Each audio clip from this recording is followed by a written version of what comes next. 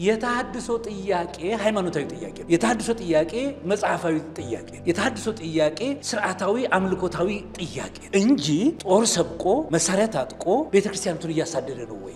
እኔ ትንሽ ግራ ያጋባኝ ነገር አለ። ምንድነው እንዲህ አይነት ትርምስ ውስጥ የመጣው? እኛ እንደ ተሐድሶ እናውቀዋለን፣ አንጠርጥረን እናቀርበዋለን። ለቤተክርስቲያኒቱ እዚህ ጦስ ውስጥ መግባት ምክንያቱ በግልጽ እናውቀዋለን። አንደኛ ሰው በገፍ ከኦርቶዶክስ ይወጣ ምን ሆኖ ነው ብሎ ለምንድነው ሲኖዶሱ የማይቀመጠው? ሊቃውንቱ ጉባኤ ለምን ነው? መምህራን ለምን አይቀመጡ? እናይነጋገሩ። በዘይት ነው በዱቄት ነው በሰልባጅ ነው ብለን ረጅም ዓመት እኮ ህዝቡን ይዘናል። አሁን ግን ዘይት የሚቀበል ሳይሆን ዘይት የሚሰጥ ነው የሚሄደው።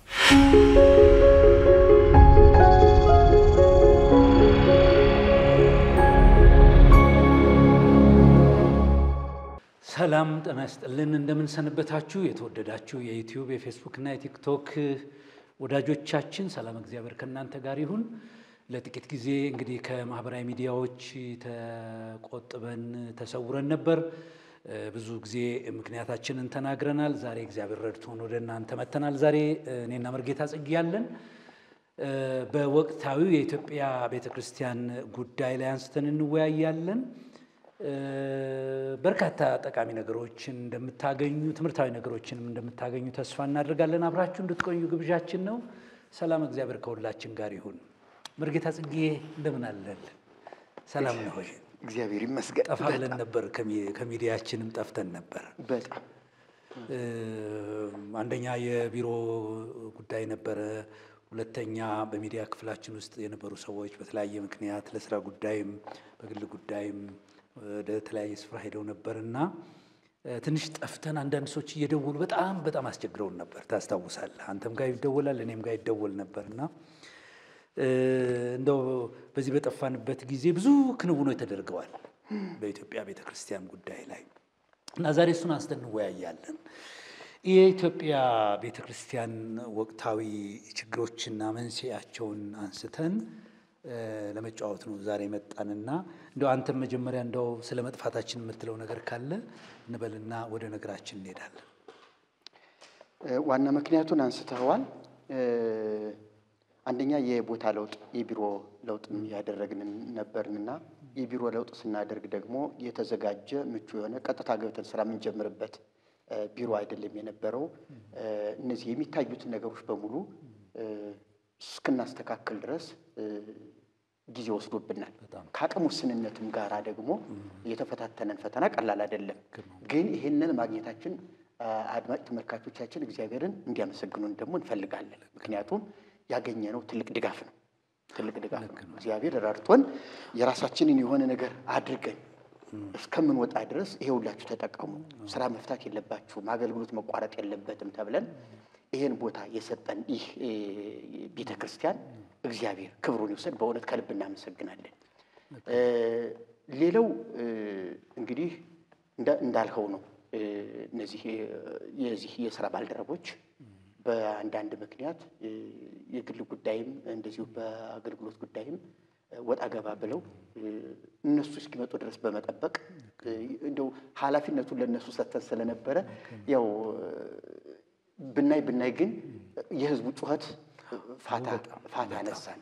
እውነት ለመናገር እኔ ዝም ብቻዬንም ዘልጌ ልግባና የሆነ ነገር ልበል ሁሉ ብዬ ነበረ። እግዚአብሔር በሚያውቀው ግን እንደዚህ ሁለት መሆናችን ወቅታዊ ጉዳዩን ደግሞ እንደዚህ እየተቀባበልን መነጋገራችን ምናልባት ከወቅታዊ ችግርም ተነስተን ወደ ኋላ የሚጎትተን ነገር ካለም ደግሞ በጋራ ጨምቀን ማምጣታችን አስፈላጊ ሆኖ ስለታየ ለኔም የግድ ሁለቱ መሆን አስፈላጊ እንደሆነ አመንኩበትና ትክክል ነው። ምክንያቱ ይሄ ነው። ጥሩ። እስኪ እንዲህ እናድርግ። እንግዲህ ዛሬ ጠያቂና ተጠያቂ አይደለንም። ሁላችንም ሐሳባችን አስተያየታችን የምንሰጥበት ነው። የሃይማኖታዊ ችግሮች በሁሉ ስፍራ እየታዩ ነው ኢትዮጵያ ውስጥ። በክርስትናው ማለት በኦርቶዶክስም በፕሮቴስታንቱም በእስልምናውም በልዩ ልዩ ነገሮች ውስጥ ችግሮች እየታዩ ነገር ነው። እንግዲህ እኛ በዋናነት ያለንበትን የተወለድንበትን የምናውቀውን ቤተሰቦቻችን የሆኑትን ነው የምናነሳው። የኢትዮጵያ ኦርቶዶክስ ተዋሕዶ ቤተክርስቲያንን በተመለከተ በኢትዮጵያ ኦርቶዶክስ ተዋሕዶ ቤተክርስቲያን ውስጥ ከመቼውም ይልቅ ከፍተኛ የሆነ ችግሮች ውስጥ የገባችበት ጊዜ አሁን ነው ተብሎ ይነገራል። አሁን እና እስቲ እንደው መጀመሪያ ችግሮችን ሰምታቸው ነበር ወይ አንተ አሁን ወይም ደግሞ የተፈጠሩ ነገሮችን በአንድም በሌላም እንግዲህ እንሰማቸዋለን በማህበራዊ ሚዲያም አጠገባችን ባሉ ሰዎች በጓደኞቻችንም እንሰማለንና ምንድነው የተፈጠረው ችግር ምንድነው የሆነችው ቤተክርስቲያን ብለን እስቲ እናንሳና እንደው አንተ መልከት እኔም የማውቃቸውና የሰማኋቸው ነገር ደግሞ እናገራለሁ ወደ አንተ ላስቀድምህ አንተነና ችግሮቹ በአንድም በሌላም መንገድ እንደው ቀጠን ብለውም ወፈር ብለውም ስንሰማቸው ነበር እኮ ቤተክርስቲያኒቱ ውስጥ ችግሮች እንዳሉ እኛ መጮህ ከጀመርንበት ጊዜም ጀምሮ እንኳን ያለውን ብንቆጥር በሲኖዶስ ደረጃ ዝክረ ኒቅያ በሚባል ደረጃ ተሰብስቦ ይሄን ያህል አገር ያነቃነቀ ነገር ተፈጠረ ባይባልም የነበረው የሆነ ጭምጭምታ ሹክሹክታ ግን የቆየና ሲጨስ ሲሸት የነበረ ነገር ነው እነዚያ ነገሮች የልጅ ጩኸት ናቸው እየተባሉ በቀላሉ በቅጠል የሚጠፉ ናቸው እየተባሉ ቦታና ስፍራ ሳይሰጣቸው በጥቂት የሊቃውንት ጉባኤ ውሳኔና ልባት እየተሰጣቸው በጥቂት ሚዲያ ነገሮች እየተገፈተሩ ዝም ብለው ቆይተዋል እንጂ ነገሮቹ ነበሩ አሁን ብፁዕ አቡነ ገሌ ሊቃውንት ገሌ እንትና ገሌ ብለን ማንላቸው ሰዎች እንደው ስማቸውን መጥራት በዚህ መድረክ ላይ ምናልባት አስፈላጊ ላይሆን ስለሚችል ካስፈለገም ቆይተው ልንጠራቸው ስለምንችል አሁን ግን ስማቸውን ሳንጠራቸው እኛን ሁሉ ወደ ተሐድሶ መምጣት ወደ ተሐድሶ ከገባን በኋላም ደግሞ አቅምና ጉልበት የሆነን የነሱ ምክር የሆኑን ሰዎች እንዳሉ እናውቃለን እና ነገሮች ነበሩ ነገር ግን ይሄ ነገር እየወፈረ መጣ አሁን ቲክቶክ ዩቲዩብ ፌስቡክ የሚባለው ነገር እነዚህ በወንጌላውያን አካባቢ የመጡ የቸርች ሚዲያዎች ሲመጡ ምስክርነቶች በዚህ አካባቢ ባልሆነ መንገድ እየተገለጡ ሲሰሙ እነዚህ ነገሮች ወደ ጠባጫሪነት ነገሩን እየጎተቱት መጡ እና እነዚያ ነገሮች እየከረሩ አንድ ሰባኪ ያነደደው ሰዓት ወደ ቤተ ክህነት በር ማንኳኳት ጀመረ አንድ ሊቀ ጳጳስ ተጋብዞ ወደ አንድ መድረክ ሲሄድ ሊቀ ጳጳሱ የተዘጋጀበትን የእውነት ወንጌል ይዞ ከመሄድ ይልቅ የወቅት ትኩሳት እኛ ብሎ የሚናገረው ነገር ይዞ መሄድ እነዚህ ነገሮች ልዩ ትርጉም እያበቀሉ እየወፈሩ ሄዱ እና እነዚህ ወጣት ደግሞ ቲክቶክ ላይ የሚጫወቱ የሚጾሁ ልጆች ከጳጳሳት ይልቅ የሕዝብ ስነ ልቡና በመሳብ ለቤተ ክርስቲያን ተቆርቋሪ ነን በማለት የሄዱበት አካሄድ አሁን ቤተ ክርስቲያኒቱን ልትቆጣጠረው የማትችለውን ያበጠ ነገር እንድታመጣ ፈጠረ ማለት ነው እኛ እንደ ገላጋይም ሆነን እንደ ተቆርቋሪ እንደ ተሐድሶ ሰው ለምን እንዲህ አንሆንም ለምን ይሄ ይመጣል ብለን ስንል 66 ይሄ 666 ኢሉሚናቲ ሌላ የሚለው ነገር ህዝቡን እውነት ነው ብሎ እንዲያምንና ለኛ ከሚሰማን ይልቅ ጦር እንዲመስል መንግስት ሊቋቋመው የማይችለው አይላፋት ዝማሬ ምናምን እንትን እየተባለ ሌሎች ነገሮች ሁሉ እየተወለዱ መጡ እና እነዚህ ነገሮች አሁን በዚህ ሳምንት ውስጥ ያየነውን በተለይ ህማማት ሳምንት እንደው እኛ ከተከሰስንበት ከታሰርንበት ጊዜ ጀምሮ ያለው ነገር ይሄ ከህማማት ጊዜ ጀምሮ እውነት ልንገር ቤተ ክርስቲያኒቱ በጣም ደክማለች እንዴት በህማማት ክስ ሄዳ ተሐድሶን ታሰረ እስከ ፋሲካ ብትቆይ ምን አለ ብለው ሁሉ የተደናገጡ ሰዎች አሉ እና እነዚህ ነገሮች ምን ያሳያል ቤተ ክርስቲያኒቱ አካሄዷ የገባችበት በጣም አደገኛ ነው እኔ ምራስ ያየሁት ነገር አለ አሁን ለምሳሌ በሊቀነ ጳጳሳት ደረጃ እንባውጥተው ያለቀሱ አድኑን አይነት ነገር ልመናዎች የተካሄደበት ችግር ነው ማናቸው ጃንሆይ ምኒልክ ተነሱ ቴዎድሮስ ተነሱ ከመቃብር ውጡ እነበላይ ውጡ አይነት ሊቃነ ጳጳሳቱ ከእንባ ጋር የጀመሩት ደረት እየደቁ ህዝብ እያስለቀሱ ምንድነው የሚያሳየን ቤተክርስቲያኒቱ እማትወጣው አዘቅት ውስጥ የገባች መሆኗን የሚያሳይ ነው ብዬላለሁ መምህራንና ሊቃውንት የተባሉ ሰዎች ደግሞ ምንድነው ወዮታን ህዝቡ ምን እንዲያደርግ ነው መሰለ ደረት እንዲደቃ ህዝቡ እንዲያለቅስ የሆነ ከሰማይ የፈሰሰ ችግር እንደገጠመ አድርገው በመናገር ህዝቡን ግራይ ማጋባት ነገር ይታያሉ። በወጣቶች አካባቢ ደግሞ ልክ አሁን በውሃ እንዳሰጠመው በመኪና አደጋ እንደተጎዳ በሳት ቃጠሎ እንደተጎዳ አንድ ነገር ነፍስ የማዳን ዘመቻ ላይ እንዳሉ ያደረጉት ቀስቀሳ ቤተክርስቲያን ተነሺ ጉድሽ መጥቷል አልቆልሻል እንዲህ ተደርጓል ግራና ቀኝ ተሰልፎልሻል በሰሜን በደቡብ በመስራቅ መጥቶልሻል ኦርቶዶክስን ለማጥፋት የሆነ ነገር ተነስቷል ምንም አላለም እንዲህ አይነት ቀስቀሳዎች እየተካሄዱ ይሄንን እኔ ስመለከት ቤተክርስቲያኒቱ ልትወጣው የማትችል በግልጽ ባትናገረውም አደጋ ላይ እንደሆነች የሚታይ ነገር ነው። ይኸውልህ አሁን ቅድም ብፁዕ አቡነ ማርቆስ ናቸው እንግዲህ ስማቸውን እንጥረው እሺ ችግር የለም ብፁዕ አቡነ ማርቆስ አፄ ኃይለ ሥላሴ ተነሱ ሚኒሊክ ተነሱ እርዱን ከመቃብር ውጡ የሚለው ንግግር እኔ አስደንግጦኛል አንገቴን ደፍቻለሁ። ምክንያቱም በላይ ዘለቀ ነው ወይ የቤተክርስቲያን ችግር ፈች አፄ ኃይለ ሥላሴ አፄ ሚኒሊክ ናቸው ወይ የቤተክርስቲያን ችግር ፈች ጳጳሳቱ የቤተክርስቲያኒቱ ቁልፍ የተሰጣቸው መንፈስ ቅዱስ እናንተ ለሾመባት ለመንገው ሁሉና ለራሳቸው ተጠንቀቁ የሚለው ጥቅስ ጳጳሳት ለሚለው ይሄን ስም ለያዙ ሰዎች የተሰጠ ባላደራነት ነው። የፖለቲካ ጉዳይ ቢሆን አሁን እነዚያ ሰዎች ይጠሩ ባይመጡም እሱ ራሱ ለጳጳሳት የሚገባም አይደለም። የፖለቲካ ጉዳይ ቢሆንም እንኳን እነዚህ አባቶች እውነት ለመናገር በቅንነት መንፈስ የሚወያዩበትና በጊዜያቸው ባሉበት የጊዜ ያገልግሉት ጊዜ እነሱ ሊወጡበት የሚገቡበት እንቅስቃሴ የሚፈጥሩበት ነበር እንጂ የመቃብር ሰዎች የሚጠሩበት ጊዜ አልነበረም። ስለዚህ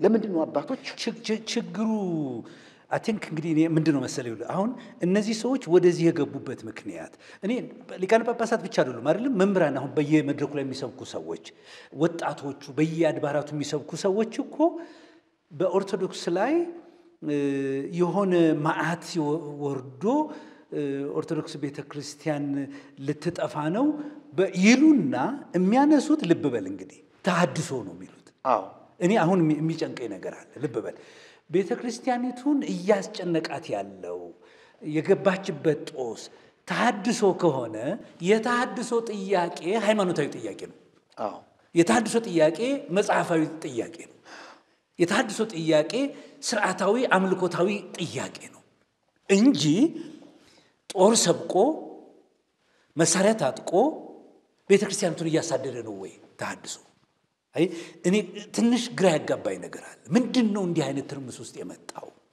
ለምንድነው ምን ሆነን ነው የሚለው ነገር ለምንድነው ቤተክርስቲያን የማትመለከተው የሚል ጥያቄ ነው የመጣብኝ ነው አሁን ለምንድነው የማትመለከተው ምንድነው የገጠማት ቤተክርስቲያኒቱ እኛ እንደ ተሐድሶ ምናውቀዋለን ትክክል አንጠርጥረን እናቀርበዋለን ለቤተክርስቲያኒቱ እዚህ ጦስ ውስጥ መግባት ምክንያቱ በግልጽ እናውቀዋለን ትክክል ግን እንዴት ነው የሃይማኖት አባቶች ምንድነው የችግራችን አንደኛ ሰው በገፍ ከኦርቶዶክስ ይወጣ ነው ምን ሆኖ ነው ብሎ ለምንድነው ሲኖዶስ የማይቀመጠው ሊቃውንት ጉባኤ ለምን ነው መምህራን ለምን አይቀመጡና አይነጋገሩ ምን ሆኖ ነው የሚሄደው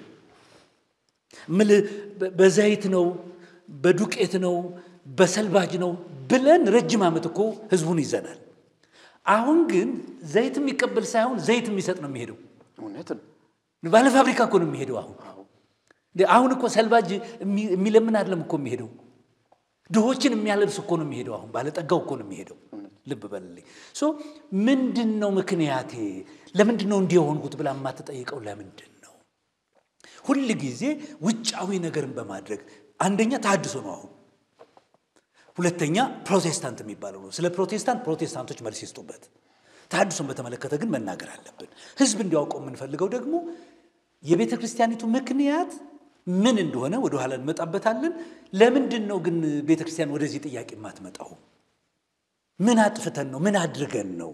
ለምንድን ነው ህዝብ የሸሸን? ነው ህዝብ ብቻ አይደለም። መምህራን ለምንድን ነው የሸሹት? መነኮሳት ለምንድን ነው የሸሹት? በአንድ ወቅት ወጣቶች ብቻ ነበር የሚሄዱት አይተን እንደሆነ። ኦኬ የወጣት ነገር ነው፣ ከአንድ ቤት ሳር ቢመዘዝ አያፈስም ብለው ነበር የተውን። አሁን ግን እንደሱ አይደለም። አየህ ረጅም 30-40 ዓመት የተማሩ መርጌቶች ቀሳውስት ናቸው የሚሄዱት። አየህ መነኮሳት ነው የሚወጡት የሚጎርፉት። ባለሀብቶች የሰበካ ጉባኤ አባላት ናቸው የሚሄዱት። ወጣቶች ነው የሚጎርፉት። ምንድነው ችግሬ ብላ ማትልበት ምክንያት ለምንድነው ይሄን ነገር ማንሳት የፈራችሁ? እንዴ ሁለት ነገር ላንሳሪ ምናልባት አሁን በኋላ ላይ ተጨማሪ ነገሮችን ላነሳ እችላለሁ። ሁለት ምክንያቶች በየምላቸው እውነት ለመናገር አሁን አሉ የምንላቸው አባቶቻችን የውቀት ድሆች ናቸው በየረዳለሁ። የውቀት ድሆች ናቸው። የውቀት እጦታቸው ብዙ ነገሮቻቸውን አበላሽቶባቸዋል። ህዝቡን የመታደግ አቅም አጡ። በሄደበት መንገድ ህዝብን የማዳን እንዳልከው ሰልባጅ ነው የተሰበከው። የሆነ መስተፋቅር ነገርም እኮ ተብሎ ተሰብኳል እኮ። አዎ ያበሏቸዋል፣ ከበላችሁ እዛው ተቀራላችሁ። ይሄ ረጅም ዓመት የሰራ እንትን ነው። በኮርኒስ ብር እየተንጠባጠበ ብር ይለቅማሉ። መብራት አጥፍተው በጨለማ ዝሙት ይሰራሉ። እንደው በሌላ በኩል ደግሞ ምን ይደረጋል መሰለ? አሁን በከፍተኛ በጀት ተንቀሳቅሰው ነው ህዝብ የሚወስዱት ይሉሃል። አዎ ለሰልባጅ ነው ሄደው ሲሉ ቆይተው አሁን ደግሞ ምን ያደርጉታል? ዶላር ይዘው ነው የመጡት። ከፍተኛ በጀት መድበው ነው ከፍተኛ ገንዘብ ነው የሚቀበሉት። አሁን እንዲህ ይላሉ፣ እንዲህ የምትጮሁት ስንት ቢከፍሏችሁ ነው ይላሉ። አይተን ይላሉ። ምንድነው አሁን እየፈለሰ ያለው ህዝብ ሰልባጅ ፈላጊ ሳይሆን እንዲያውም ረጂ የሚቆረስ የሚያበድር የሚሰጥ ሰው ነው። ኦኬ ወደ አንተ ልምጣ። ይሄ ነው። ስለዚህ እንግዲህ አንዱ ዕውቀት የላቸውም ዕውቀት የላቸውም። ሊቃውንት ጉባኤ የተባሉት ወይም ደግሞ ሊቀ ሊቃውንት የተባሉት መምህራን የተባሉት በዚህ በመጻሕፍት ደረጃ አንቱ የተባሉት ተጠቃሽ የተባሉት ከገጠር እስከ ከተማ ስንትና ስንት ተማሪ በስራቸው እያፈሩ ያሉት እነዚህ መምህራን የሸመደዱትን ብቻ ያሸመድዳሉ እንጂ ወቅታዊ ጥያቄን በአግባቡ በመረጃ አስደግፎ መልስ ለመስጠት አሁንም አቅሙና ጥበቡ ዘዴው ይጎላቸዋል።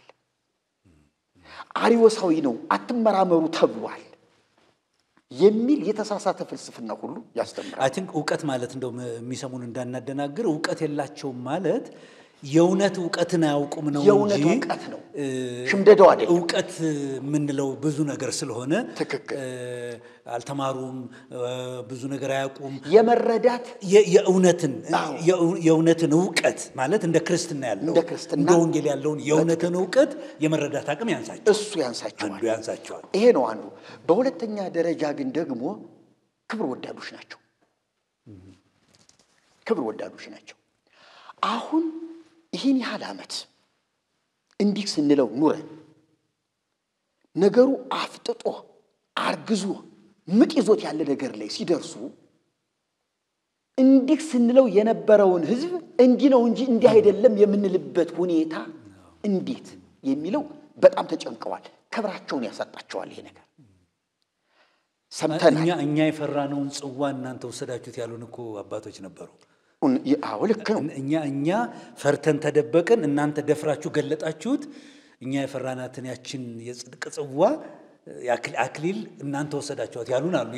አንዳንዶች ያውቃሉ።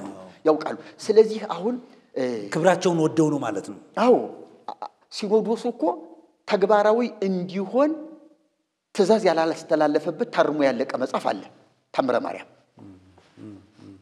ታምረ ማርያም ታርሞ ስተቱ 400 የነበረው ታምረ ማርያም 200 ተቀንሶ ቢያንስ እንግዲህ ባላቸው መረዳት 200ውን አስቀርተው ህዝቡ እኮ አንፈልገውም ብሎ ከህዝቡ ቢመጣ ደስ ይላቸው ነበር። ህዝቡን ፈርተውት ነው አሁን 200 የሚያተርፉት። ህዝቡን ፈርተውት ይመስለኛል እንጂ ለተሐድሶ መሞገቻ ይሆናል ብዬ እኔ አላምንም። ያስቀሩት ታምረ ማርያም ራሱ መቅድሙ ብቻው የሚያንቀሳቅስ አይደለም። ስለዚህ ሲኖዶሱ ይሄው እኛ ጨርሰናል ሰርተናል ይሄንን እንዲታተም ለማተሚያ ቤት እዘዙት ምሩት ቢባሉ እንዴት አድርገ ነጥባል ትክክለኛ ከታማኝ ምንጭ መረጃው ከቤተ ክህነት ወጥቷል እና ይሄ ዕውቀት የምንለው እንደ አባቶቻችን የእውነትን ዕውቀት ባለማወቃቸው ለእውነት ላይ ጨክኑ ይችላሉ ግን እኮ ተፈጥሯዊ ዕውቀት አለ በትምህርት የሚገኘው ዕውቀት አለ በሴኩላሩ ዓለም የምናገኘው ከትምህርት ቤት የምናገኘው ዕውቀት አለ ከአካባቢ የምታገኘው በዘመን የሚገለጥ ዘመን የሚገልጠው ዕውቀት አለ በእነዚህ በአምስቱ ሕዋሳት የምናገኛቸው ዕውቀቶች እኮ አሉ አሁን በእነዚህ ዕውቀቶች አንደኛ አሁን አንተ እንዳልከው መርጌታ ጽጌ ዘመንን በመለየት ትውልድን በመለየት ማለት የበጎችን መልክ ላይ አይደል የሚለው የእግዚአብሔር ቃል የመንጎችን ሁኔታ በመረዳት እንደየዘመናቱ መልእክታት ለውጥም እንጂ ስትራቴጂህን በመፈተሽ ትውልድን የመያዝ ህዝብን የመያዝ ተልኮን የመፈጸም ግዴታ አለ ይሄ መንፈሳዊ ያልሆኑ ፕሮጀክት ሰርተው የሚሄዱ እኮ ተቋማት አሉ አይተህ እንደሆነ በፈረንጆቹ ብዙዎች ምናቸው የርዳታ ድርጅቶች አሉ የተጠናከረ አሰራር ሰርተው እንዴት አባልን መያዝ እንዴት ተከታይን መያዝ አለ እኮ እንዲህ አይነት ነገር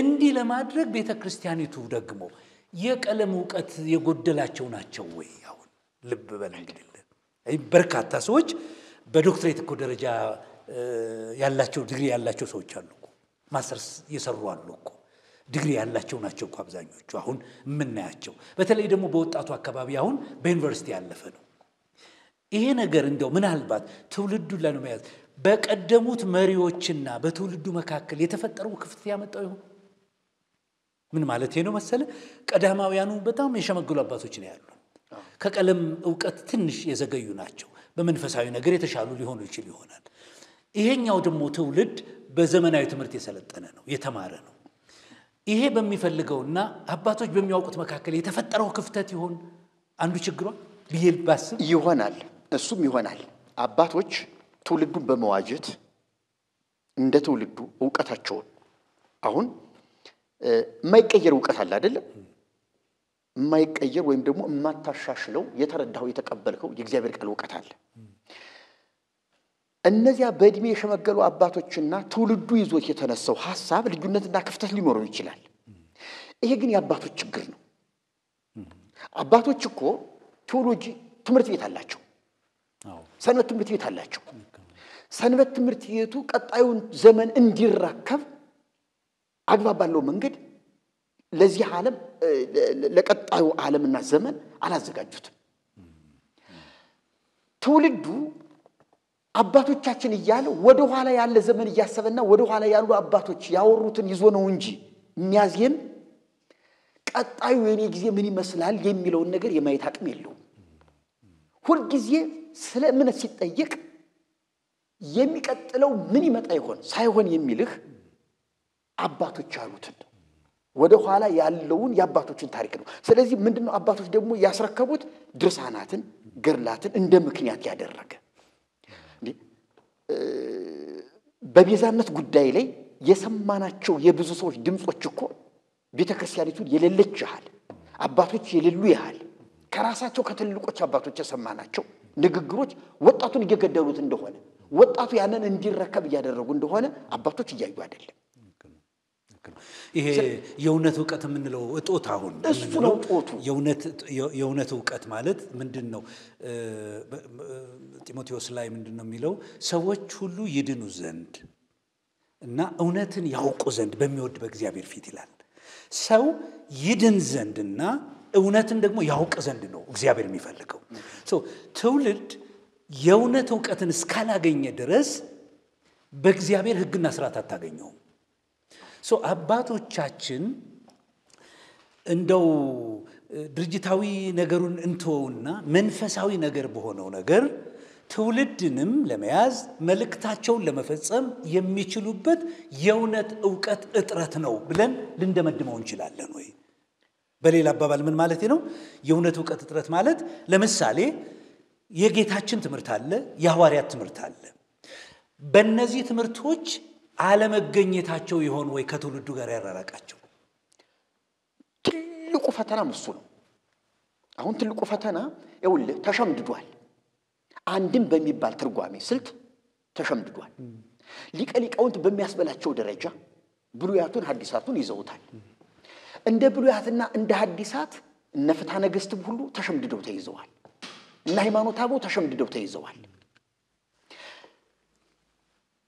ይህንን በእውቀት ደረጃ የያዙት እንደ ላይብረሪ የተባሉ እኮ ሊቃውንት አሉ። የኢትዮጵያ ኦርቶዶክስ ተዋሕዶ ቤተክርስቲያን ላይብረሪ በቃ ፈረንጆች ሊጎበኙ መጥተው ከኛ ትምህርት ቤት እነ መላከ ገነት ገብረ ሥላሴን ሊቀ ሊቃውንት የተባሉትን እነዚህ አራት አይና የሚባሉትን የዚህ መምህር ብሎ ሊቀ ስልጣናት አቡነ መልከ ጼዴቅ የትርጓሜ መምህሩ ሲያስተዋውቁ ኢትስ ኦርቶዶክስ ላይብረሪ ነው ያላቸው። በቃ አየህ ምን ማለት ነው? ሰውየው የእውቀት ጋን ናቸው። አሁን ሰውዬ ስለ መዳን ብትነግራቸው እንደ እግዚአብሔር ቃል ወይም እንደ ሐዋርያት እንደ ጌታችን ትምህርት አያብራሩልህም። ድነሃል አይሉህም። ሕግን ነው የሚጠቅሱልህ፣ ውጣ ውረድን ነው የሚጠቅሱልህ፣ ዘጠኙ መነኮሳትን ነው የሚጠቅሱልህ። ይሄ እኮ እንዲታወቅ አሁን በቅርቡ አቡነ ገብርኤል ንግግር እኮ የፈጠረው ነገር ሊቃውንቱን ያናጋ ጳጳሳቱን የከፈለ ነገር አይተናል እኮ። ለምሳሌ የዓለም ቤዛ ኢየሱስ ነው አሉ። ሊጨበጨብላቸው የሚገባ ነበረ። ተነስተን ልናመሰግናቸው የሚገባ ናቸው። በተጓዳኝ ያየነው ግን አብዛኞቹ መምህራን እኒህን ሰው እየተቃወሙና እመቤታችን የዓለም ቤዛ ትባላለች የሚል ክርክር ተነሳ። እነዚህ ሰዎች ከእውነት ዕውቀት የጎደሉ ናቸው ብለን በድፍረት እንድንናገር ከሚያስገድደን ነገር አንዱ እሱ ነው።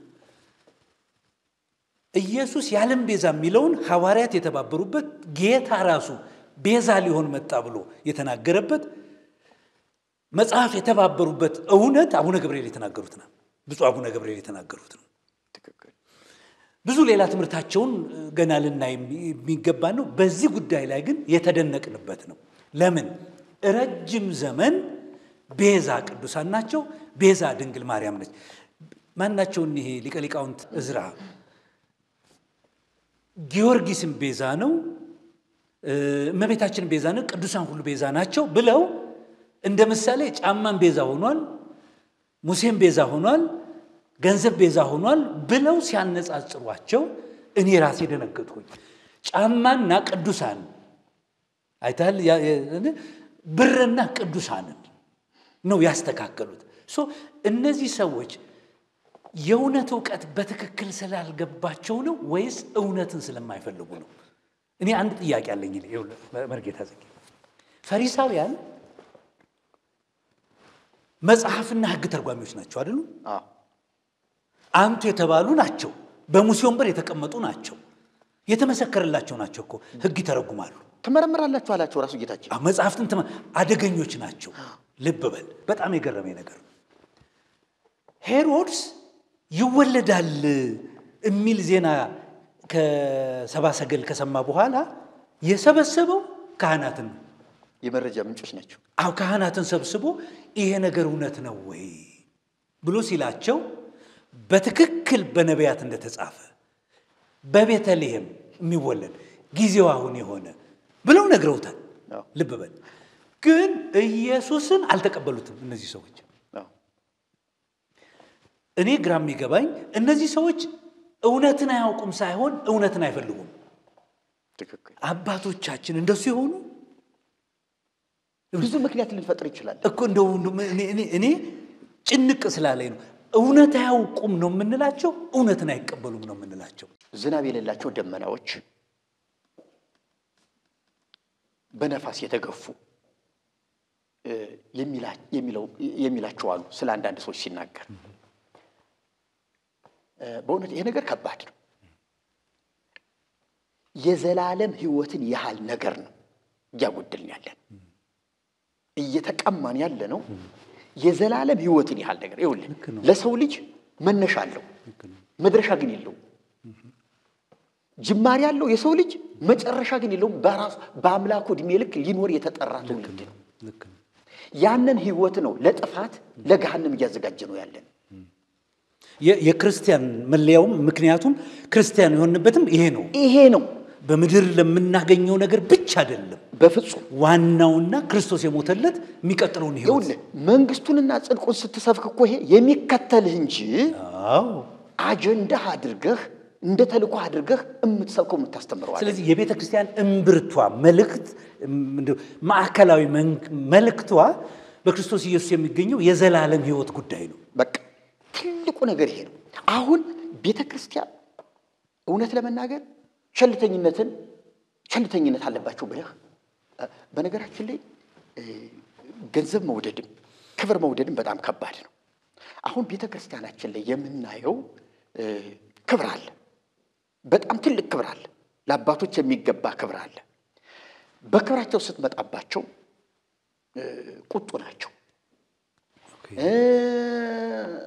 አሁን በስልጣናቸው እኔ ልሾም በሚባልበት ጉቦ እየተከፈለኩ አሁን ማዕረግ ይሄኮ እኔ እናንተ እዚህ ላይ የምናወራው ሳይሆን ሚዲያ ላይ ራሷ በቤተ ክርስቲያኒቱ እስከ 2 ሚሊዮን ለደብረ አለቅነት የተጠየቁ ጉቦ አምጪ የተባሉ ሰዎች አሉ እስከ ከ300,000 በታች ለዲቁና የለም ስለዚህ እንግዲያስ ይሄ ከሆነ እውነትን ያቃሉ እውነትን ግን አይቀበሉ እሱ ነው ትልቁ በሽታ አንድ አርገ ልትቀበለው ትችላለህ አሁን በዚያ ከፍታ ላይ ያሉትን አንድ ትልቅ ችግር አድርገ ይሄን ልታይላቸው ትችላለህ ሌላው ደግሞ ክብራቸውም ራሱ ይሄ እንትኑ ያላቸው ይሄ ውዳሴ ከንቱ የሚባለውም ሸፍኖ ይዟቸዋል እኮ ለዚህ ነው ክብራቸውን ከፈለጉ እውነትን ተቃወማለህ አዎ ግድ ነው ገንዘብ ከፈለክ እውነትን ተቃወማለህ አዎ አይታለውን ዘርን ከፈለክ እውነትን ተቃወማለህ ይህን ዓለም ከወደድክ እውነትን ተቃወማለህ ግድ ነው ትገፋታለህ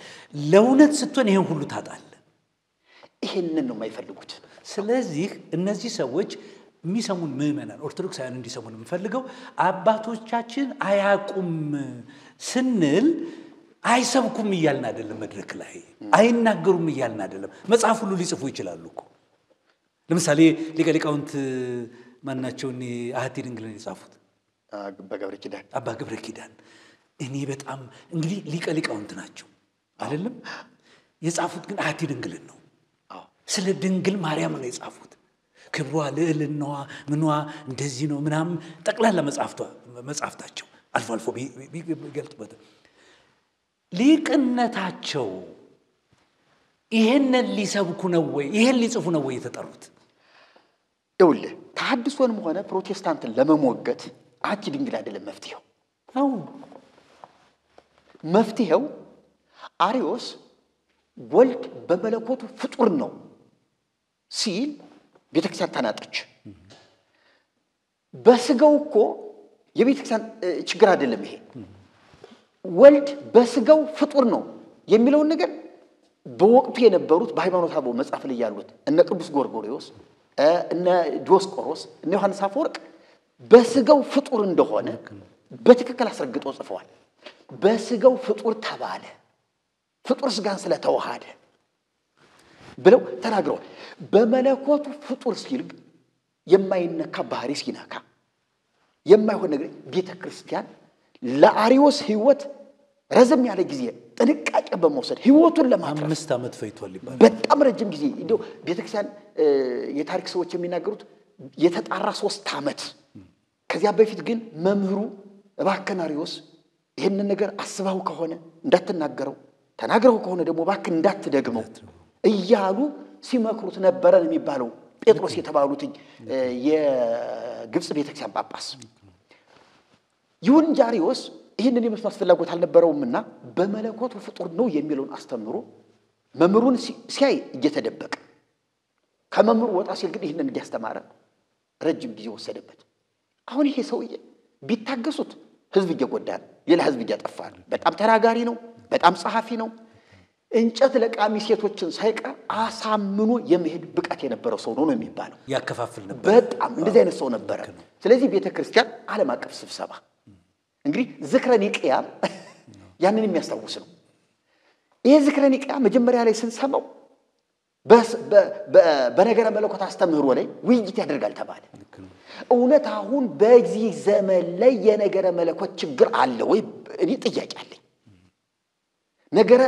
ነገረ ድህነት ላይ ቢሉ ጥሩ ነበር ድርሳናት ገድላት ላይ ቢሉ ጥሩ ነበር አይ ስነ መለኮትም እኮ ቢሆን እንደው እናውራው ካልን እኮ ጉዳይ ንፋቄ ትምህርት አለ ግን እኛ አይደለማ ችግሩ የራሷ ችግር ነው ቤዛ ብላ ስትናገር ከክርስቶስ አውጥታ ይሄ ሁሉ ቤዛ ነው ብላ ክርስቶስ አምላክ ነው ስንል ሙሴም እኮ አምላክ ነው ተብሏል የሚሉ ሰዎች እኮ አሁን ዩቲዩብ ላይ አንድ ፕሮቴስታንትና አንድ ኦርቶዶክስ በሐሊታ ቲዩብ ነው መሰለኝ አዎ አምላክ ነችም ድንግል ማርያም አምላክ ነች ማስረጃልኛል እንግዲህ አምላክ አድርጌ በፈርዖን ላይ ሹም ያለው ሚለውን የብሉይ ኪዳኑን እሳቤና ንግግር አምጥቶ ድንግል ማርያም ዛሬም አምላክ ነች ማለት እንችላለን አይ የውድቀት አሁን እግዚአብሔር ለሙሴ ለፈርዖን አምላክ አድርጌያለሁ ብሎ ሙሴ አምላክነቱ እስከመቼ ነው የተሰበከው ከፈርዖን ፊት እስኪወጣ ድረስ አይደለም ከዚያ በኋላ ሙሴ አምላክነት አለው እስራኤላውያን ሙሴ አምላካችን ብለው ሰበኩት ይሄንን ግን እንደ መረጃ አድርጎ መጥቀስ ክርስቶስን ወደ ሙሴ ማውረድ ነው የክርስቶስን ቤዛነት ከተክለ ሃይማኖት መቃብር ጋር ማነጻጸር ክርስቶስን ወደ መቃብር ወደ አንድ ተራ መቃብር ማውረድ ይሆናል የክርስቶስን ክህነት እንደ አሮን ክህነት ማምጣት የክርስቶስን ያን የዘላለም ክህነት እንደ አሮን ጊዜያዊና ምድራዊ እንደማድረግ ነው የሚቆጠረው ስለዚህ ቤተክርስቲያኒቱ አሁን ማየት የሚገባትን ነገር አላየችም አሁን እነ ሊቀ ሊቃውንት አሁን ሲኖዶስ የተባለው አባቶቻችን እውነት ለመናገር አባቶች ብለን እናከብራቸው ምንም አባቶች ብለን ብፁዓን ብለን እንጥራቸው ይሄ ችግር የለብንም ነገር ግን ቤተክርስቲያን ስትሞት ግን ማየት አንችልም ህዝብ ህይወቱን ሲያጣ ማየት ዝም ማለት አንችልም ሊቃውንትነን ካሉ የተሳሳትን እኛ ነን አይደል ህዝቡን አትግዱብን ጋንም አትክተቱብን ብለው ለምንድን ነው እኛ የማይጠሩ የማያነጋግሩ ለምንድን ነው እኛን የሚፈሩ አሁን እኮ የሰማናቸው ሊቃውንት እኮ ምዕመናን አተረበሹ ነው ያሉት ሚዲያ ላይ ወጣው ሊቃውንት ስማኮነ ምዕመናን አተረበሹ አትደናገጡ ሁሉ ነገር ባለበት ይቀጥላል የመቤታችን ታምር ምንም መላክ እንኳን ከሰማይ ቢመጣ እንኳን ጳጳስ አይደለም ምን አሁን እኮ ሲኖዶስ እኮ እኔም ላሁን እንግዲህ ሊቃነ ጳጳሳቱም ይሁን ሊቃውንቱም ሆኑ መምህራኑም የምንላቸው ደቀ መዛሙርት እየተመረቁ የሚወጡትም ሰዎች ይሄን ነገር ደጋግመው ይያሉት ነው እኔ አሁንም በድፍረት እኔ ልናገር እንደው እንደ ነጥብ እንዲያዝልኝ የሚፈልገው ከላይ እስከ ታች እውነትን እየተቃወሙ ነው ማለት ነው ወይም እውነትን ለመቀበል ፈቃደኛ አይደሉም ማለት ነው እኔ ግን እውነት የሚባለውን አላወቁት ጲላጦስ እውነት ምንድነው ሲል ግራ ያጋባል አይደል ምንድነው መሰል በርግታ ክርስቶስ ተወለደ ተሰቀለ ሞተ ተቀበረ ተነሳ ዳግም ይመጣል ብለው ይናገራሉ እና ምን አለን ይሉሃል እንደዚህ ይላሉ ህይወት መሆኑን መቀበል አቃታቸው ስለዚህ ስለ እውነት ያውቁም ማለት አይደለም እነዚህ ሰዎች ያቃሉ ህዝቡም ግራ የተጋባው እኛ ክርስቶስ ለኃጢያታችሁ ነው የሞተው ተቀበሉት ብለን ስንል እነዚህ ሰዎች ብለውናል ብለው ይላል አሁን ችግር የሚሆነው እንግዲህ እውነት የተባለችዋን ነገር እውነት ሲሆን ምንድነው መሰለ ታሪካዊ አለ የኢየሱስ ክርስቶስ ልደት ትምህርት ታምራት ስቅለት መቃብር ትንሳኤ እርገት ዳግም ምጽአት ታሪካዊ ነገር ነው አይተው እንደሆነ በዚህ ታሪካዊ ውስጥ ግን የሆነ ከሰው ህይወት ጋር የተዛመደው እውነት ሞቱና ትንሳኤው ካንተ ጋር ሲዛመድ ነው ህይወትም ይሆነ አምናችሁ አትቀበሉትም አላቸው ስለዚህ እነዚህ ሰዎች ስለ እውነት አያውቁም ሳይሆን ደፍር የምናገረው እውነትን ለመቀበል ፈቃደኞች አይደሉም ስለዚህ እውነትን ለመቀበል ፈቃደኛ ያልሆኑባቸው ምክንያቶች ማንሳት እንችላለን አንተ ቅድም ያልከው ነገር አለ እውነትን ሲቀበሉ ይገለላሉ ለምሳሌ እኔና አንተ እውነትን ስንቀበል እኮ ከከበርክበት ስፍራ ነው የወረድከው ከነበርኩበት ስፍራ እኮ ነው የወረድኩት አይታል አንቱ የሚል ሰው አንተ ምን አባህ እኮ ነው ያለን አይደለም አይታል እንጀራ ከበላህበት እንጀራ ወደማትበላበት እኮ ነው የመጣ። አቡነ ገብርኤልን ሊቀ ሰይጣን ነው ያሏቸው። ያሁኑን አቡነ ገብርኤል ሊቀ ሰይጣን። ስለዚህ እውነትን ደፍረ ስትቀበል ከክብር ትወርዳለህ፣ ከስልጣን ዝቅ ትላለህ፣ ከነበረህ ሞገስ ዝቅ ትላለህ። በሰው ፊት በዓለማውያን ዘንድ በማያምኑ ሰው ፊት የተዋረድክ ትሆናለህ። ስለዚህ ክብራቸውን የሚጠብቁ ከሆነ እውነትን እየተገዳደሩ ነው ያለው። ቅድም እንዳልኩት ፈሪሳውያንን በምሳሌ ማምጣት እንችላለን። የዮሐንስን ጥምቀት ባለመቀበላቸው የእግዚአብሔርን ጽድቅ አቀለሉ ይላል እኮ። ለምንድን ነው ይሄን ያሉት? እነዚህ ሰዎች ሰው ነው የሚልኩት። ዮሐንስ ምን እንደሚያደርግ ኢየሱስ ምን እንደሚያደርግ ሰው ነው የሚልኩት አይተን። እነሱ ግን አይጠጉም። እውነትን ከተቀበሉ የመጀመሪያው ነገር ክብራቸውን ያጣሉ። ሁለተኛ ነገር እኔ እንደምለው ጥቅማ ጥቅሞቻቸው ይዘጋሉ። ጥቅማ ምን አሉኝ አንድ ሰው፣ አንተም ሰምተሃል ብዬ አስባለሁ። እናንተ ምን እንደሆናችሁ ያየን ወደዚህ ነገር አንመጣም ያሉን ሰዎች የት እንደወደቃችሁ አይተናል እኮ። ልጆቼን ላሳድግበት ያሉን እኮ ብዙዎች ናቸው። እናውቃለን ብንናገር እናልቃለን አይነት ነገር አለ። አሁን እኔ እንዲገደዱልን የምንፈልገው ጊዜው እያለቀ ስለሆነ ዘመኑ እያለቀ ስለሆነ እውነትን እንደገፉ እንዳይኖሩ። የትርምሱ አንዱ ምክንያት አባቶች የምንላቸው ሊቃነ ጳጳሳት፣ መምህራን ሊቃውንት የምንላቸው ወንድም አባቶቻችን፣ ደቀ መዛሙርት መምህራን የምንላቸው አስተማሪዎች የምንላቸው ወጣት ወንድሞቻችን እውነትን ለመቀበል አለመድፈራቸው ነው። ጌታ እውነትን ስትቀበሉ የተጠላችሁ ትሆናላችሁ ብሏቸው። ስለዚህ እነዚህ ሰዎች ክብራቸውን ከሚያጡ እውነት ቢደፋ ይሻላቸዋል።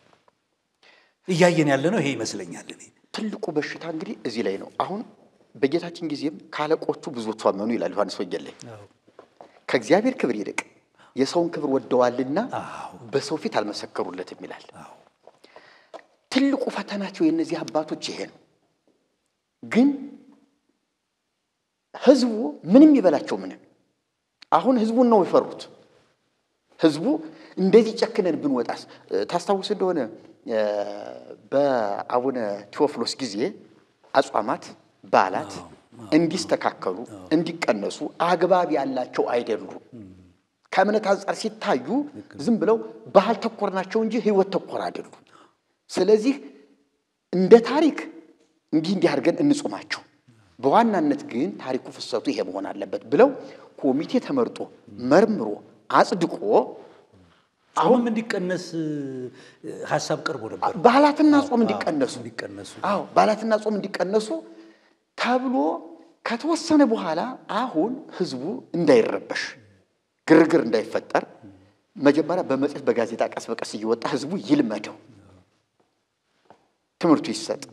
ከዚያ በኋላ አዋጁ ሲወጣ ላይ ከብደው ይችላል ተብሎ ለጊዜው በዝግ ስብሰባ ተወሰነ። ይሄ እስራ ምዕት የቤተክርስቲያን ታሪክ ከልደተ ክርስቶስ እስከ የሚለው ላይም አሁን ያጽዋማትን ማቃለል ነገር ትንሽ የጻፉት ነገር አለ አይቻለሁ።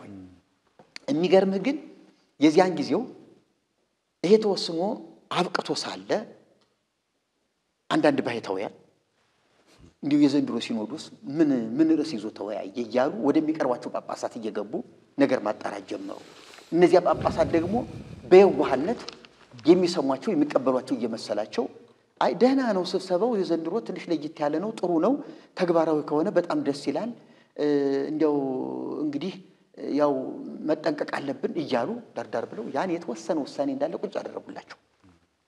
እኚህ ባይታዊ 4 ኪሎ ወጡና ጨርቃቸውን ቀደው ጥለው በቃ ሃይማኖት ፈረሰ፣ በ8ኛው ስጋው ደግሞ ረከሰ፣ ጾም ተበላሸ፣ ወዮልን፣ አለቀ፣ ሰማይ ምድር ሊያልፍ ነው ምናምን ብለው ሲኖዶሱ ጾም ሻር ብለው ተቋሉ። ህዝቡ ጾሙ የማያውቀው ሁሉ ለጾሙ ሲባል ጦር መዘዘ። ከዚያ ምንም ያልነው ነገር የለም ወሬ ነው ብለው አስተባብለው ጥንቅራ ለቀረቀረ በቃ። አንዱ የዚህ ኮሚቴ አርቃቂ መጋቢ ብሉይ ሰይፈ ሥላሴ ነበሩ።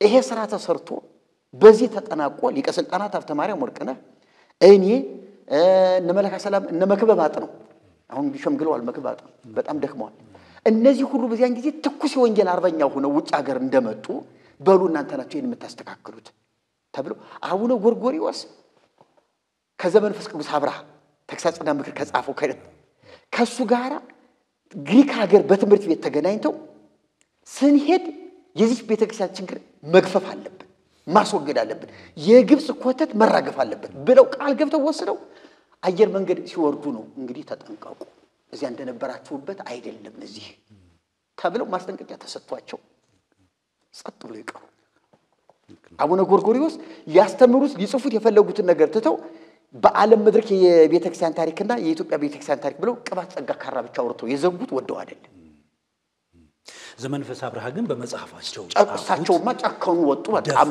ደፍረው ጻፉት ቤተክርስቲያን እንድትታረም እንድታስተካከል ሲኖዶስ አባቶች መምራን እንዲያስተካክሉ ብዙ ሞከሩ በጣም ብዙ ሞክረዋል እኔ ደግሞ እንደው ምናልባት ደግሞ አንድ ነገር እናንሳ አሁን እንግዲህ እውነትን መግፋት እውነትን አለመቀበል ለእውነት አለመታደልን ያየን ያለ ነው መጣለው ሊቃውንቱ ላይና እንነጋገራለን አንዳንድ መምህራንና አስተማሪዎች ደግሞ ብዙ ጊዜ ብሉይ ኪዳንን እየጠቀሱ ነው ለትምህርታቸው ማስረጃ የሚያቀርቡት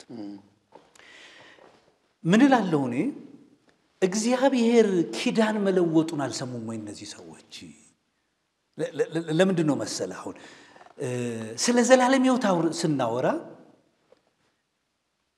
ዘውልቁን አንስተህ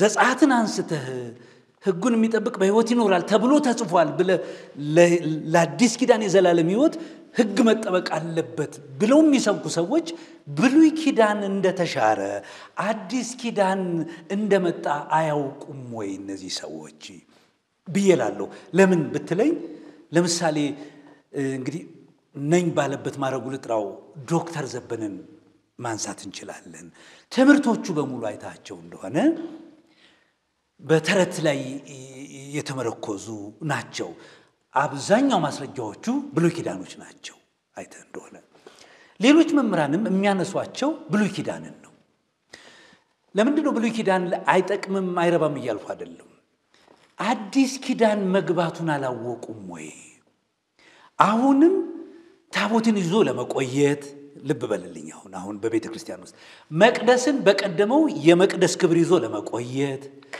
ክህነትን በቀደመው የክህነት ክብርና ልክ ይዞ ለመቆየት ይሄን ያህል ትግል የሚያደርጉት ኪዳን እንደተለወጠ አልሰሙም ወይ አዲስ ኪዳን እንደገባን አላወቁም ወይ ህዝቡ ሁሉ ወደ ክህነት እንደመጣ ወደ አገልግሎት እንደመጣ አንድ ሊቀ ካህን ኢየሱስ እንደሆነ እግዚአብሔር በዚህ አገልግሎት እንደረካ የማወቅ ችግር አይታይም ወይ ቤተ ክርስቲያኒቱ ውስጥ ደግሜ ይላሉ ለምንድን ነው ይሄን የምለው መሰለም እያወራን ያለነው እኛ ስለ ዘላለም ሕይወት ነው የዘላለም ሕይወት አዲስ ኪዳን ነው ያለው አይደለም ብሉይ ኪዳን የለም የዘላለም ሕይወት ምድራዊ ሕይወት ነው የሚኖሩ ሕጉን ይፈጽማሉ በረከትን ይበላሉ አይደለም እነዚህ ሰዎች በብሉይ ኪዳን ሕጉን ይታዘዛሉ የእግዚአብሔር ቤታቸውን ይባርካል ከደዌ ያረቅላቸዋል የዘላለም ሕይወት የተከፈተው ክርስቶስ ከመጣ በኋላ ነው አይደለም ክርስቶስ የብሉይ ኪዳንን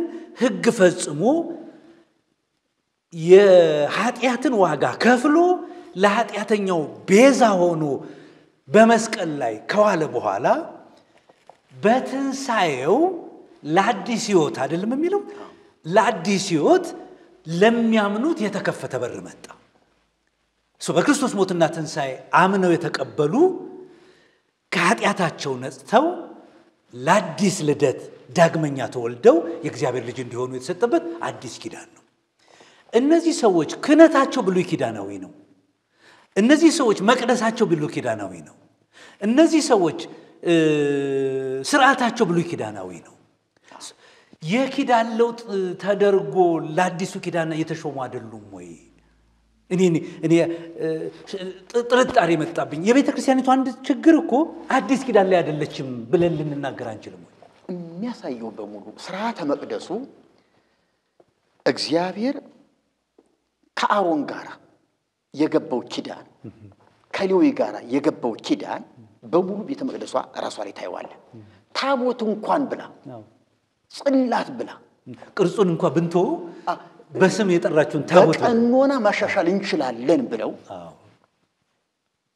አሰርቱ ትእዛዛት ሳይጻፍበት ኢየሱስ ክርስቶስ የሚለው ስም ብቻ በቂ ነው ብለው ከዚህ ስም ጋር ደግሞ የታቦቱን ሚካኤል ከሆነ ሚካኤል ተብሎ ተጽፎበት ተክልዬ ከሆኑ ተክልዬ ተብሎ ተጽፎባቸው የህንጻ የተሰራለት ጻድቅ ወይም ቅዱስ ታቦቱ ላይ ስሙ ገብቶ እንዲያውም ቀኛዝማች የተባሉ ሰውዬ ቦታ ሰጥተው ከሆነ የእሳቸው ስም ሳይቀር እዚያ ውስጥ እንዲገባ ተደርጎ እነራስ ካሳ ገብቶበት እነራስ መኮንን እንዳለ የታወቁ ሰዎች ገብቶበት ስለዚህ አንድ ታቦት ሲጠፋ የገሌ ነው የሚባለው ሰነዱ እዚያ ላይ ስላለ ነው አሁን ዝም ብሎ የኢየሱስ ክርስቶስ ስም ብቻ ቢሆን ኑሮ በሁሉም ታቦት ይሄ ብቻ ስላለ ከየት እንደተሰረቀ ከየት እንደጠፋ ይታወቅ እንጦጦ ተሰርቆ አሜሪካ ቢገኝ የእንጦጦ እንደሆነ ይታወቃል መርካቶ ራጉኤል ቢጠፋ ከገባበት ገብቶ ይገኛል መርካቶ የሰጠው ሰው እየስም አለበት መርካቶ ተብሎ አድሬስ ተደርጎበት ኦኬ ስለዚህ እኔ ነገሩ ኪዳን መለወጡን አልሰሙም ወይ ለምንድን ነው ይሄን ማነሳው ቤተክርስቲያኒቱ አሁን የገባችበት ምጥና ጭንቅ በአዲስ ኪዳን ላይ ብሉይ ኪዳንን ደርባ ጌታ እንደተናገረው ባሮጌ አቆማዳ አዲስ ወይን ጠጅ ይፈነዳል ነው የሚለው እየፈነዳች ይሆን ወይ እየተቀደደች ይሆን ወይ ለምን ብሉይ ኪዳንን አምጥታ አዲስ ኪዳን ላይ ስለጫነችው ነው የኔ እንትን እና አባቶች ምንላቸው መምራን ምንላቸው እድሜያቸው በአዲስ ኪዳን ይገኝ እንጂ ትምርት ህይወታቸው ግን ብሉይ ኪዳን ነው አባ ገብ ስማቸው አሁን ጠፍቶኛል ቤተክርስቲያን ብለው ይጻፉ አንድ ሰው አሉ በጣም የሚገርሙ ሰው ናቸው በቤተ ክህነት አንቱ ተብለው ተከብረው ሊቅ የኔታ መምህር የሚባሉ ሰው አይደሉም ትንሽዬ እንደው የክር ቆባ አድርገው ኮሰስ ብለው የሚኖሩ ሰው ናቸው ቤተ ክህነት ግን ቤተክርስቲያን ብለው የጻፏት አዲስ መጽሐፍ አለች የቤተ ክርስቲያኒቱ ችግር የገለጡበት ነው ምን ብለዋል በዚህ ዘመን በጸጋ ዘመን ነው እንደ ብሉይ ኪዳን የሕግ አንቀጽ ጠቅሶ እኔ ሕጋዊ ነኝ ብሎ መከራከር አይቻልም አሉ በሕግ መከራከር የሕግ አንቀጽ መጥቀስ በጸጋ ዘመን በአዲስ ኪዳን በፍጹም አይቻልም ኢየሱስ የመጣው የሕግ ጥገና ሊያደርግ ሳይሆን ሕግን የማሻሻል ሊያደርግ ሳይሆን ሕግን ጨርሶ ለመዝጋትና አዲሱን ለመተካት የመጣው አዚው ቤተ ክህነት ግቢ ውስጥ ያሉ ሰው ይጻፍ ሰው መጽሐፍ ነው ይሄን የሚለው እንግዲህ ተመልከት እንዲህ አይነት ሰዎች አይናቸው በርቶላቸው ኢየሱስ የመጣው አሁን እንዳልኸው እኮ ነው አሁን ምንድነው ችግራቸው ብሉይ ኪዳንን በአዲስ ኪዳን ላይ ደርበው በነገራችን ላይ አሁን እነዚህ ሊቃውንት የሚባሉ ሰዎች ብሉይ ኪዳንንም አዲስ ኪዳንንም የሚማሩና ብሉይ ኪዳንና አዲስ ኪዳንን የቤተ ክርስቲያን ሁለቱ ጡቶች ነው የሚሉት እነዚህ ሁለቱ መጻሕፍቶች ሁለቱ ጡቶቿ የቤተ ክርስቲያን መቼም እንግዲህ አባባላቸው ግልጽ ነው ብሉይ ኪዳንን እንደ አዲስ ኪዳን እኩል የመቀበል በቃ ለአንዲት እናት ሁለት ጡት አላት ሁለቱን ጡት ነው ልጇን እያጠባች የምታሳድገው ስለዚህ ለዚህ ሕፃን ሁለቱም የአንዲት እናት ጡት ነው ያንን እየጠባ ነው የሚያድገው ልክ ብሉይ ኪዳንንና አዲስ ኪዳንን የቤተ ክርስቲያን መጽሐፍ አድርገው ነው የተቀበሉት እነዚህ ሰዎች እና እንደ ተሻራ አይቀበሉልህም እንዲያውም የማቴዎስ ወንጌልን በተዛባ መንገድ ነው የሚጠቅሱት ሕግና ኦሪትን ልፈጽም እንጂ ልሽር አልመጣሁም ሲል ኢየሱስ ሊያጸና እንደመጣ ለቀደሙ ሰዎች እንደተባለ ሰምታችኋል እኔ ግን እላችኋለሁ ብሎ አጠነከረው የባሰ ዕውቅና ሰጠው ደከም ያለውን አዲስ ኪዳን ላይ አጠነከረው ብለው ብሉይ ኪዳንን አሻሽሎ እንደሄደ አጠናክሮ እንደሄደ እንደዛ እንደ ለቀደሙ እንደተባለ ሰምታችኋል እኔ ግን ብሎ አዲስ ኪዳን እየሰጠ እንደሆነ ግን አልገባቸውም ስለዚህ ማስተዋላቸውም ተቀምጠዋል ብዬ አስባለሁ ልክ ነው እዚህ ቆላሲስ ላይ አሁን ስትናገር መርጌታ ጽጌ በመብል ወይም በመጠጥ ወይም ስለ በዓል ወይም ስለ ወር መባቻ ወይም ስለ ሰንበት ማንም አይፍረድባችሁ እነዚህ ሊመጡ ያሉት ነገሮች ጥላ ናቸውና አካሉ ግን ክርስቶስ ነው ስለዚህ ጥላ አካሉ ሲመጣ ከጥላው ጋር ዲል ማድረግ ታቆማለህ አካሉ መጥቷል አሁን እዚህ አንድ ቆሮንቶስ ምዕራፍ 3ም እነዚህ ሁሉ የሥጋ ሥርዓቶች ናቸው ብሎ ይጠቅሰዋል እንደገና ዕብራውያን ላይ ምን ይላል ሲያወዳድረው የሞት አገልግሎት የሚሻር አገልግሎት ምንድነው አንደኛው የኩነኔ አገልግሎት በክብር ነበር ምድራዊም የተሻረም በክብር ነበሩ እነዚህ ሁሉ ነገር ግን ምንድነው ስማቸው ልብ በል አንደኛ የኩነኔ አገልግሎት ነው ኮነነ ፈረድ አይደለም ምንም የሚፈርድ አገልግሎት ነው በመታረገው ነገር ይፈርድብሃል እንጂ በብሉይ ኪዳን ምንም ሊረዳህ አይችልም የኩነኔ አገልግሎት ነው የኩነኔ አገልግሎት ማለት ኃጢያት ነው ማለት አይደለም ህጉ ጻድቅ ነው ተብሏልና ሁለተኛ የሚያልፍ አገልግሎት ነው ይላል ወይ የሚሻር አገልግሎት ነው ይላል ለተወሰነ ጊዜ በጥላነት ያገለገለ እንጂ አማናዊ አይደለም የዘመኑ ፍጻሜ ሲደርስ እኮ ነው የሚሆነው አስቀርቶታል በጣም ጥሩ ሌላው ደግሞ ምንድነው የሞት አገልግሎት ነው የሚለው የሞት አገልግሎት ማለት ምንም እንኳን ጊዜያዊ ስሬት ብታገኝ ጊዜያዊ ይቅርታ ብታገኝም በሞት ውስጥ ነው ያለው ከፍጥረታችን የቁጣ ልጅነታችንን አያስወግደው በህሊና ኃጢያተኛነትን ያሰብክ ነው የምትኖረው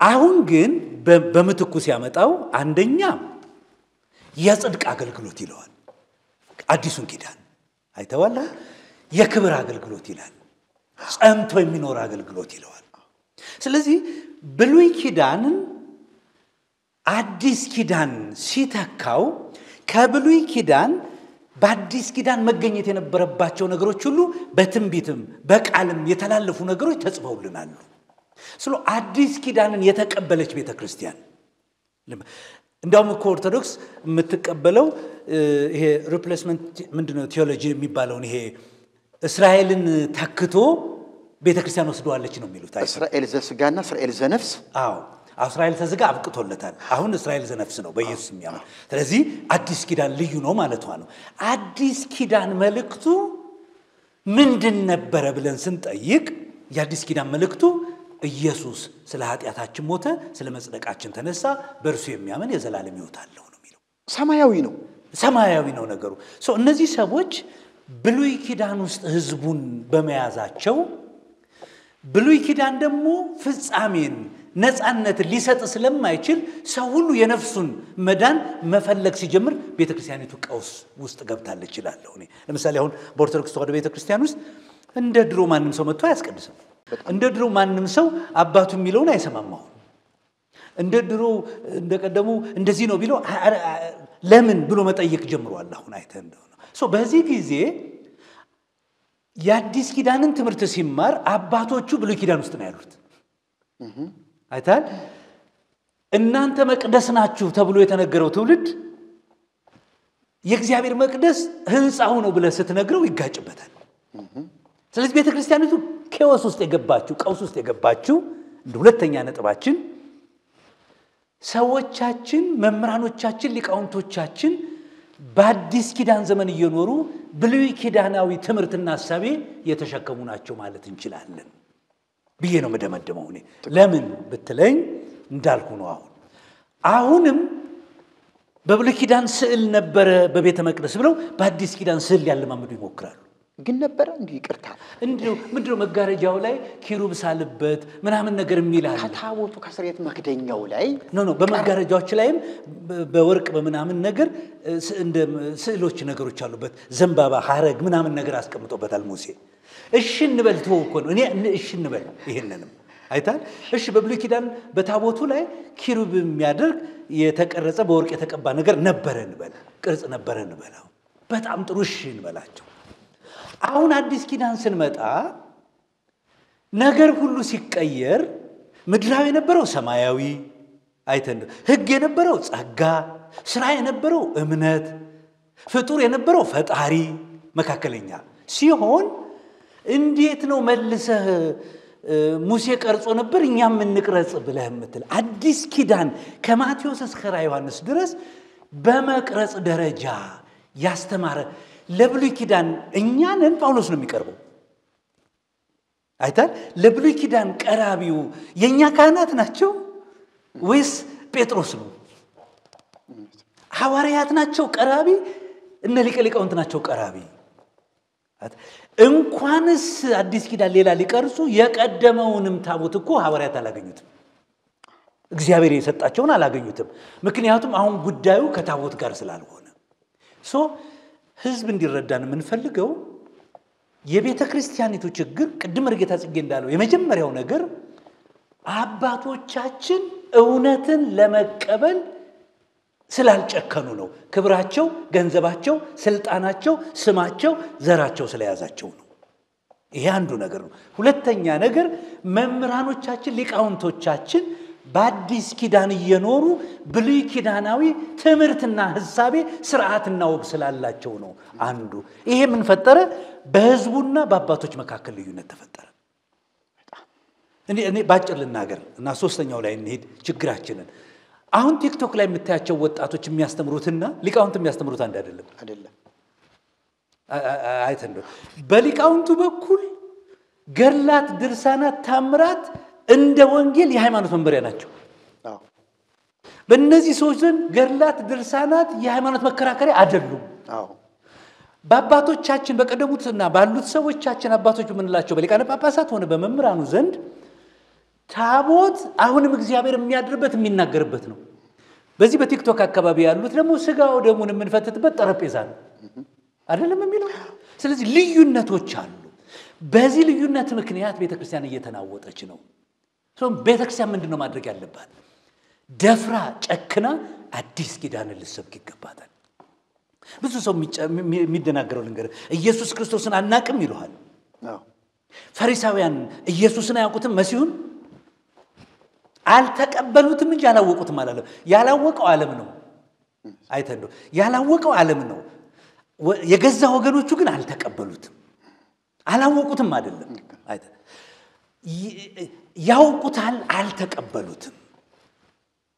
ማወቃቸውን ቅድም ነገርኩ እኮ ለማን ነው? ለሄሮድስ ጊዜውንና ቦታውን የነገሩት ተጨባጭ መረጃ በመስጠት ካህናቶቹ ናቸው። ሄሮድስም ከነሱ እንደሚገኝ አምኗል። በትክክል መጽሐፍት የሚያውቁ ናቸው። ስለዚህ ሁለት ነገሮችን አንስተናል የቤተ ክርስቲያናችንን ችግር።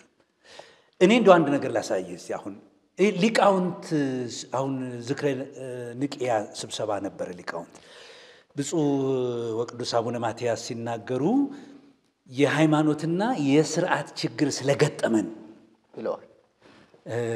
ሊቃውንት መርምረው ፈትሸው ትምህርታችንን አጥንተው ስርዓታችንን ስርዓት ሰርተው እንዲያቀርቡ አደራ ተጥሎበታል ብለው ተናግረዋል።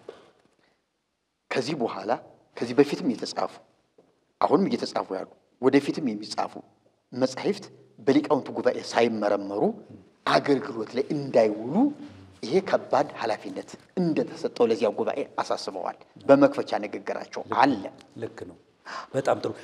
ምንድነው መሰለ የሊቃውንቱ ስብሰባ የዚህ አሁን የዝክረ ኒቅያው እሱ አንድ መፍትሄ ያመጣል የሚል ጉጉት ነበር። ነገር ግን ተድበስብሶ ያለፈ ነገር ነው። አንዱ ችግርስ የሊቃውንቶቻችን ችግር ይሆን?